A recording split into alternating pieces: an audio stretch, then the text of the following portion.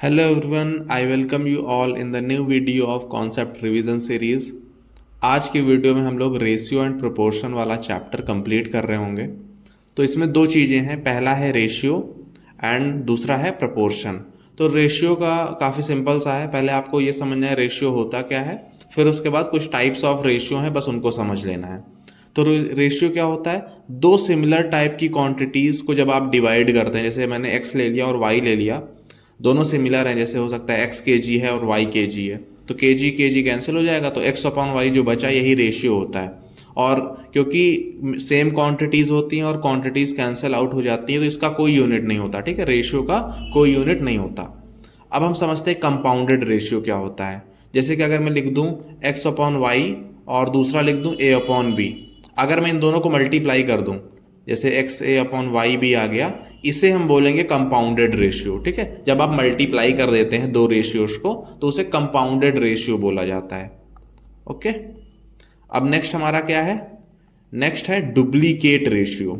तो duplicate ratio क्या होता है, जब आप सेम तरह के दो रेशियोज को मल्टीप्लाई कर देते हैं, जैसे कि अगर मैं 1/2 ले लूं और इसको मैं 1/2 से मल्टीप्लाई कर दूं तो 1/4 आ जाएगा ना, तो 1/2 का डुप्लीकेट रेशियो है, ठीक है। डुप्लीकेट का मतलब ऐसे भी समझ सकते हो कि स्क्वायर कर दिया। सपोज आपको एक्स अपॉन वाई मिला, इसका जब आप स्क्वायर कर देते हैं तो ये क्या हो जाता है, डुप्लीकेट रेशियो हो जाता है। समझ आ गया। अगला है ट्रिप्लीकेट रेशियो। जब आप एक्स अपॉन वाई, सपोज एक रेशियो है आपको दिया गया, पूछा गया कि इसका ट्रिप्लीकेट रेशियो बताओ, तो आप बस इसका क्यूब कर दो, तो उसे हम क्या बोलेंगे, ट्रिप्लीकेट रेशियो बोलेंगे। अब अगला है सब डुप्लीकेट और सब ट्रिप्लीकेट, ये इसका अपोजिट होता है। सपोज मैं आपको एक्स अपॉन वाई दे दूं, ठीक है, आप इस पे रूट लगा दो, स्क्वायर का उल्टा होता है ना रूट, जब आप इस पे रूट लगा दोगे तो ये सब डुप्लीकेट हो जाएगा। सपोज मैं आपको X cube upon Y cube दे दूं, आप इसमें क्यूब रूट लगा दो, क्यूब रूट जब आप लगा दोगे तो ये कितना हो जाएगा, एक्स अपॉन वाई हो जाएगा। तो ये आपका हो जाएगा सब ट्रिप्लीकेट रेशियो, मतलब कि उल्टा, डुप्लीकेट का उल्टा सब डुप्लीकेट, ट्रिप्लीकेट का उल्टा सब ट्रिप्लीकेट। लास्ट है आपका रेसिप्रोकल रेशियो। तो ये तो काफ़ी ज़्यादा समझ ही आ गया होगा वर्ड से ही कि क्या मतलब है इसका। रेसिप्रोकल का मतलब जस्ट उल्टा कर देना है, जैसे कि अगर मैं आपको दे दूं 1/2, ठीक है, 1/2, या फिर मैं लिख दूं 1:2, ठीक है, तो आप क्या करो 1/1 कर दो और 2 को लिख दो 1/2, बेसिकली रेसिप्रोकल कर दो, तो अब कितना हो जाएगा, ये 2:1 हो जाएगा, उल्टा हो जाएगा।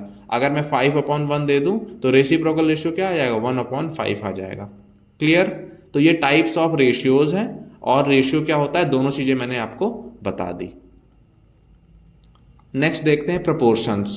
प्रपोर्शन क्या होते हैं, यहां पर रेशियो का कॉम्बिनेशन समझ सकते हो। जैसे कि अगर मैं बोलूं कि A B C and D ये प्रपोर्शन में है, तो इसका क्या मतलब हुआ, इसका ये मतलब हुआ कि ए अपॉन बी जो है वो सी अपॉन डी के इक्वल है।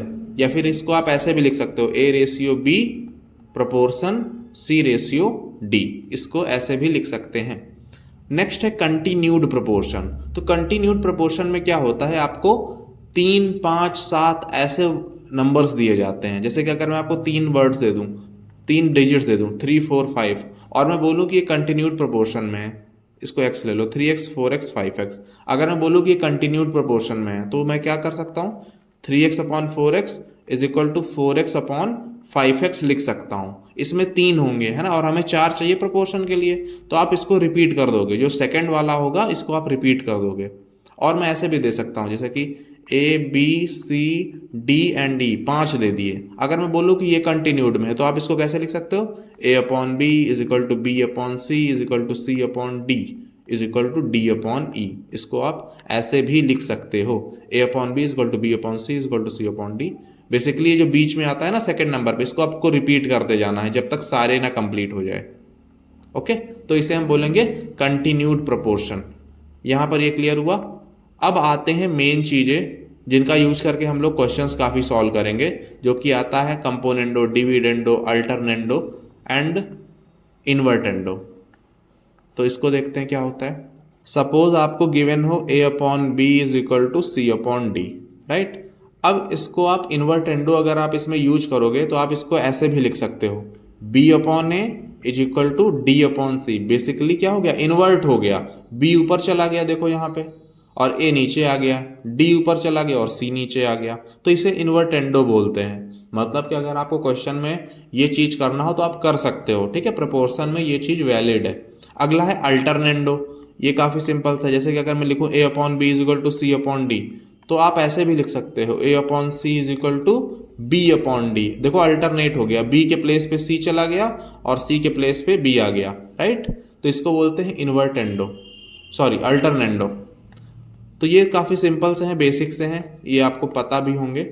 मेन यहाँ पर कंपोनेंडो और डिविडेंडो होता है, जो कि सबसे ज़्यादा यूज होता है, तो उसको भी देख लेते हैं। सो कंपोनेंडो, कंपोनेंडो कब होगा, जैसे कि अगर मैं लिखूं A upon B is equal to C upon D, तो आप ऐसे भी इसको लिख सकते हो, बी को ऊपर ऐड कर सकते हो, मतलब A plus B upon B is equal to C plus D upon D. पर आपको दोनों साइड करना पड़ेगा, एक साइड नहीं करना। इसको मैं करके भी दिखा सकता हूँ, जैसे कि अगर मैं लिखूँ 1/4, ये किसके इक्वल होगा, 2/8 के इक्वल होगा ना, दोनों रेशियोज देखो बराबर ही हैं।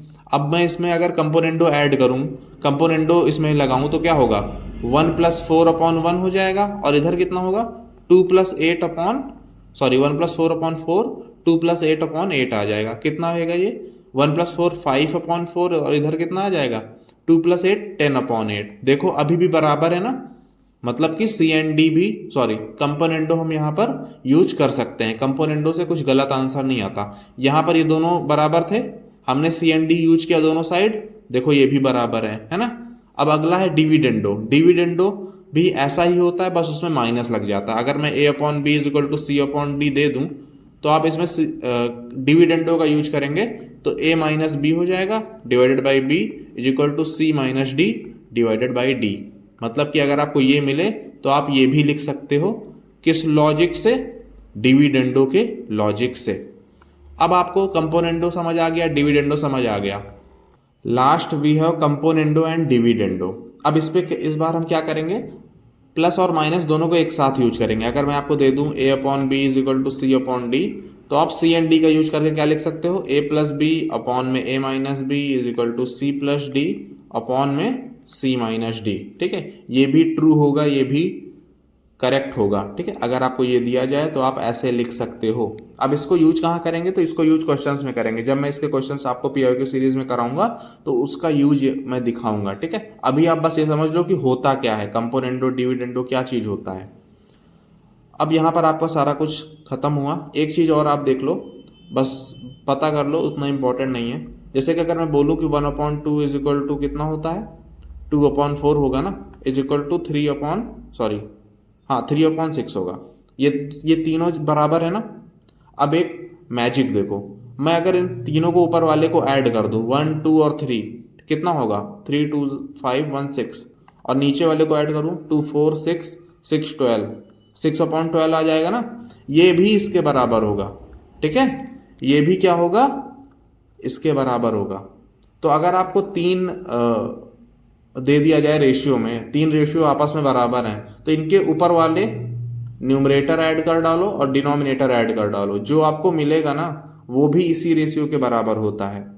तो यहाँ पर आपका सारा कॉन्सेप्ट कंप्लीट हुआ रेशियो का एंड प्रोपोर्शन का। आप इसको नोट कर लीजिएगा और रिवाइज कर लीजिएगा। उसके बाद आप क्वेश्चंस वाली वीडियो पे जाकर के क्वेश्चंस प्रैक्टिस कर लीजिएगा। Okay, bye bye. कोई अगर आपको डाउट हो तो आप नीचे कमेंट में लिख सकते हैं।